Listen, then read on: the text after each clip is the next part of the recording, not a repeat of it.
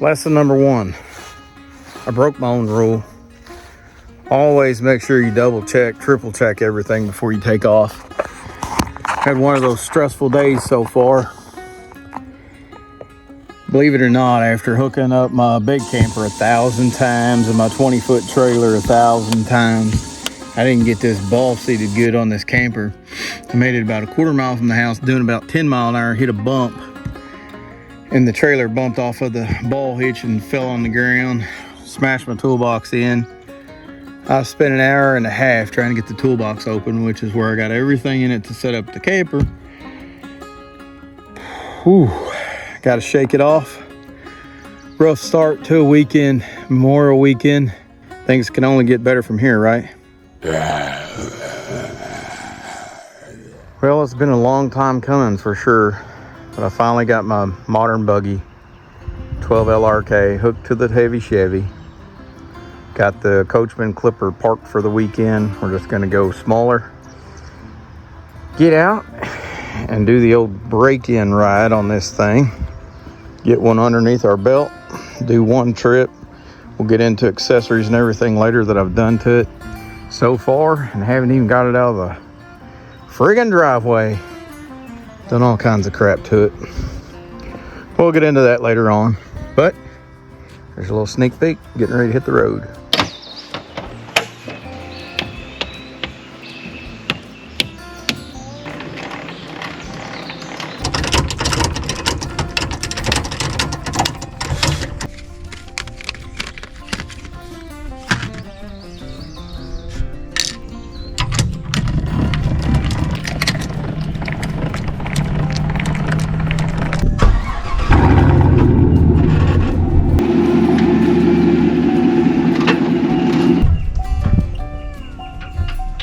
Don't exactly have it leveled out. I got the front level, but I think I'm going to find out, and if you all know who have experience in this, comment and let me know. This thing does got a 5,000 BTU air conditioner, and I'm assuming I'll probably need to have the tongue high, the air conditioner's in the back, and that way the condensate will drain properly. So I may just take that a smidge out of level in the front, but this is the same concept as my other camper. It's got these tension jacks in the back. They're not load bearing, they're just made to stabilize. So we'll get those set up real quick. Just like in the other camper, I've got the little impact, or the drill in this case, to make life simple.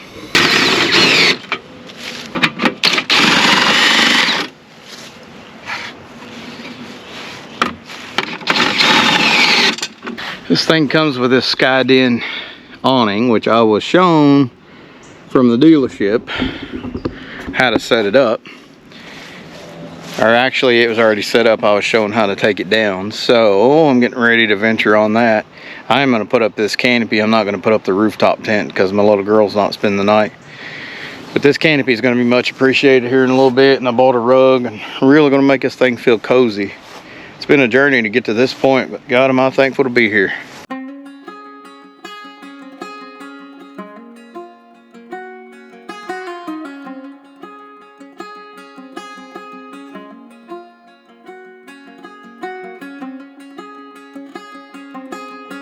Well, that was anything short of graceful, but just from the looks of it, I need to lower the poles in the front. It's kind of angling back towards the camper. I want the rain to wash off the front, so I'll lower it a little bit in the front and get everything else set up. I kind of got a little bit crunched for time trying to do all this. I was at Walmart, went there early before work, just looking around, and I found a pretty decent little rug. It's 9 by 12, I believe it is. It'll work. It's 50 bucks. I usually get everything on Amazon like that, but kind of in a hurry, and I think it'll work out pretty good. We'll throw it out here and see. Not too shabby. I put it the direction of the camper, which even if I turned it the direction of the awning, it's still going to be hanging out over here. The camper, I think, to the tongue, to the rear, I think it's 15 foot. The rug's 12. It looks pretty good like that. It actually matches the top, which I'm not real big on caring about matching, but fiance will be. Looks pretty snazzy. One thing I did today, I went to Walmart this morning, is I picked up some of those tent stakes that I got that I just put down that rug with, and like $2 a piece. Those are pretty handy to have with you. And I noticed some string in here, some I shouldn't say string, some cord in here to help support the awning. I'm going to go ahead and throw that on there in case it gets a little bit rowdy later. And I got those tension lines on the awning now, so if it does just get a little bit windy later, I think we might have a little rainstorm. We should be okay. Pretty good, about the right angle to drain off. Starting to feel a little bit homey. I like it. Yet another thing that Modern Buggy thought about was a lot of light. So this thing came with a strip light. It's a Velcro strip light that goes right in the center of this canopy right here. I'm going to install this one, and then it plugs into the USB ports in the camper, which are solar powered. So we'll have this place good and lit up tonight. I like that, pretty nice. Whenever you do this, just make sure you start the USB port toward the back of the galley where the USB plug is. That way your cord is run the right direction. You just unfold this thing, you just start your Velcro. I assume it's the exact same length of the awning, and you just Velcro it up there. That easy. And you can take this cord and go back and run it through these Velcro straps that held up the canopy support that I put in earlier. And then there's another section of this that runs back to the galley. This is what you call the shakedown trip.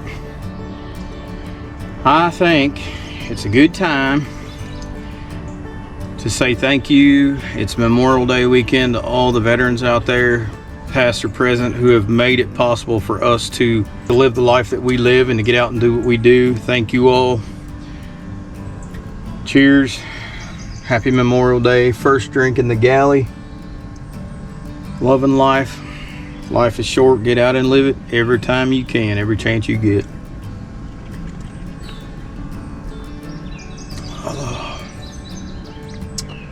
Boys, howdy, I want you to look. There's another thing I like about this setup too. It's got this 100-watt solar panel on the top here, and you can remove this thing. See, it's not getting much sun. It's got like a 12 or 15 foot cord on it.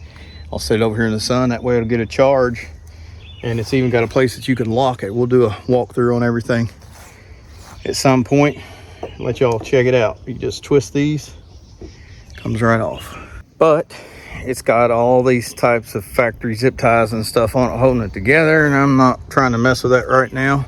So what we're going to do is we're going to go to phase 2, which would be plan to open up the galley, which will put this thing a little bit more angled toward the sun.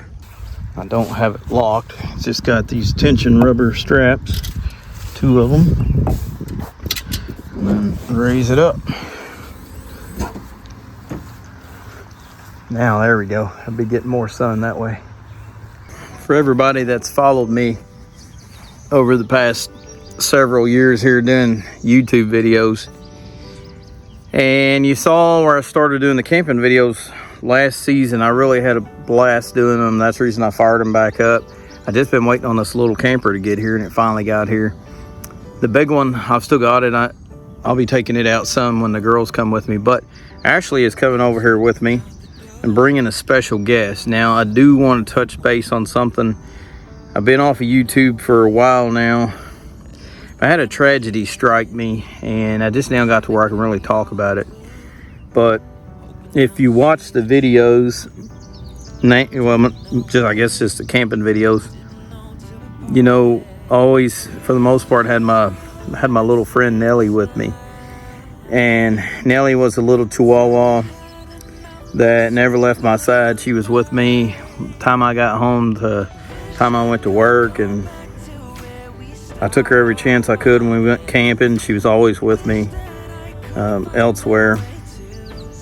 But I left her for work one day, just like I always did. And I'll roll a little video here where I'd let her out that morning.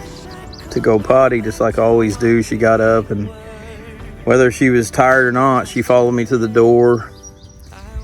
And I went to work and told her bye. I told her I loved her just like I did every day, every other day. No, nothing out of the ordinary. And I got a call from Ashley that morning, and she said that Nelly was kind of laying around, and she laid down with her, and I just guessed that she didn't feel good or whatever.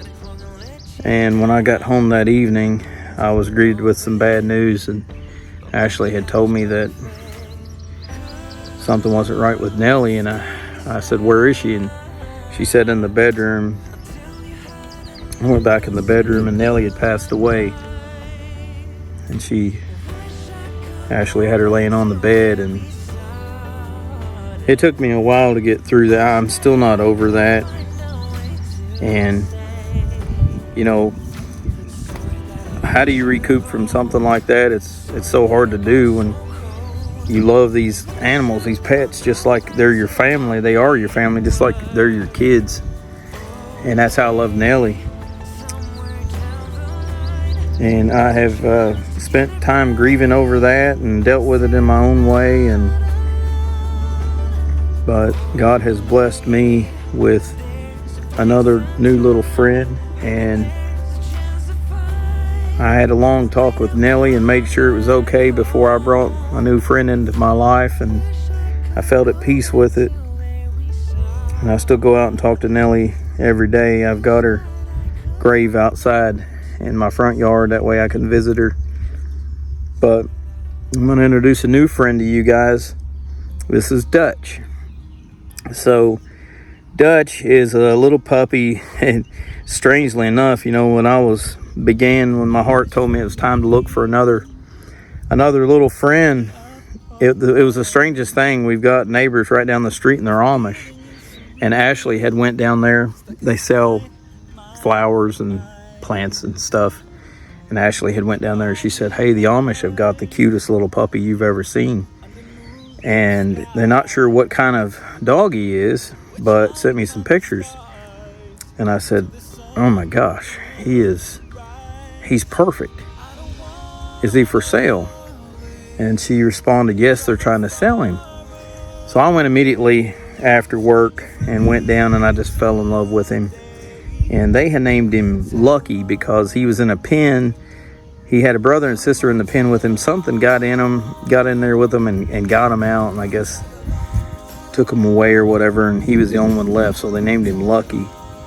But there was a friend of ours at the house. Once we got him, I had to wait a week to get him, and we got him when he was 6 weeks old. We had a friend at the house, a mutual friend of myself and Ashley's, and we told her the story. You know, we got him from the Amish, and you know, the Amish, they speak Dutch. So Ashley, and you know, this friend of ours, she said, hey, that's what you should call him. You should call him Dutch.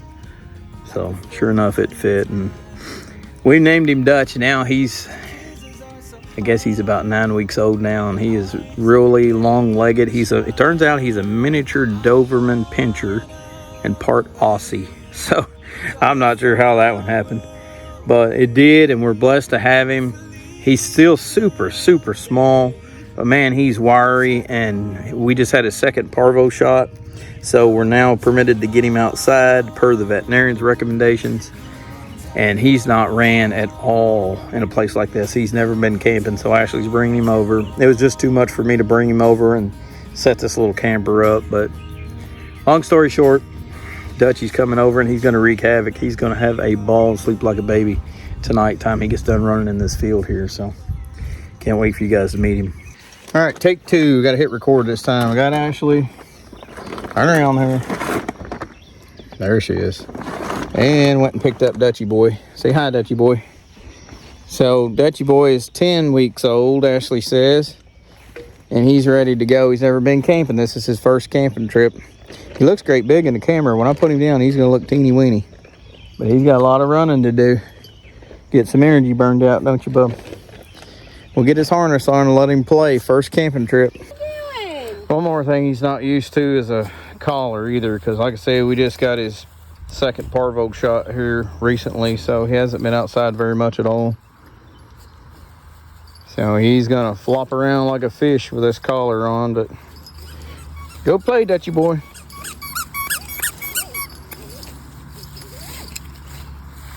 Got it?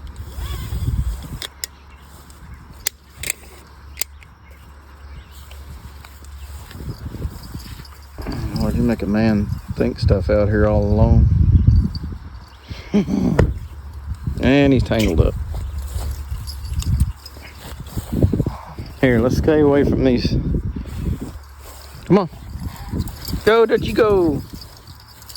I'm taking Dutchy boy for a little walk here. I don't know, he ain't too fond of the leash, but he's learning. I'm gonna get a little supper. Get a little supper going here. I think we're gonna make some fajitas, I guess what you call them. Steak and chicken. Taco Bell seasoning, pepper, cheese, and some red and green peppers. That ought to be pretty good. We'll make that, then we're going to settle down for the evening.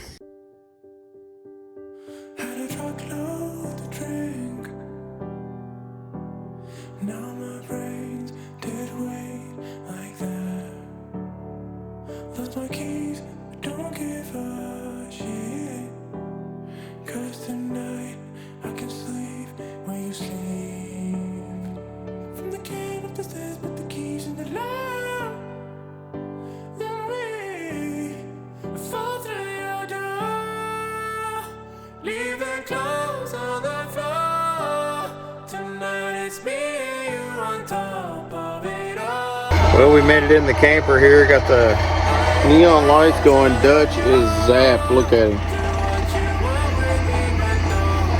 He's probably going to sleep pretty good. We're going to watch some TV, and actually he's doing her phone deal, and I'll check you in the morning. We'll do some breakfast. You make me feel so unreal.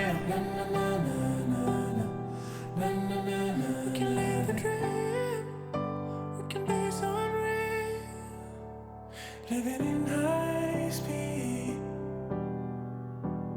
Love is so insane like that.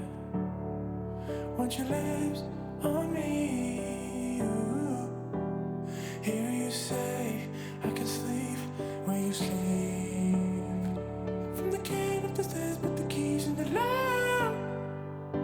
Then we fall through your door. Leave the clothes on the floor. Tonight it's me and you on top of it all.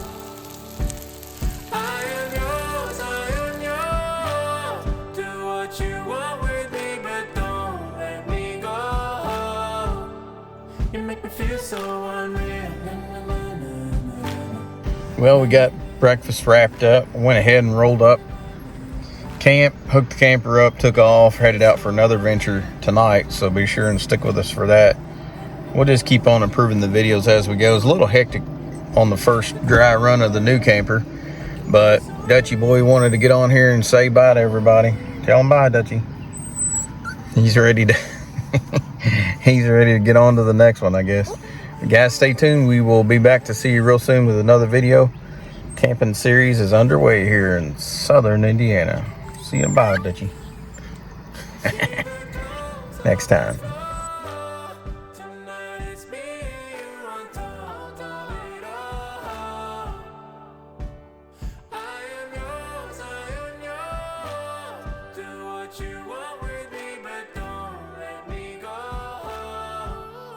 You make me feel so unreal.